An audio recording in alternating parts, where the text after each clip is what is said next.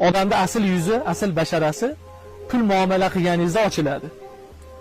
Insonni kim ekanligini pul ko'rsatib beradi. Ulug'lar aytgan ekanlar, odamni chiroyli namoz o'qishiga qarab, hajga borib kelganiga qarab baho aytmaylar deydi. Yaxshi odam bu deb ko'pchilikning ichida katta ketib qo'ymang, hijolat bo'lib qolasiz deydi.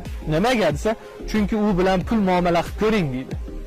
Agar pul muomalasida ham yaxshi sadoqat bilan yurib beralsa, ana shu endi yaxshi odam bo'ladi. O'zgalarda haqqiga xiyonat qilib turib, u mana bu zo'r odam bo'lishligini foydasi yo'q biz uchun. Shuning uchun bir odamni siz maqtamoqchimisiz? Avval u bilan pul muomala qilib ko'ring. Pul oldi berdi qilib ko'ring. Keyin bilasiz, yaxshimi yoki yomonmi.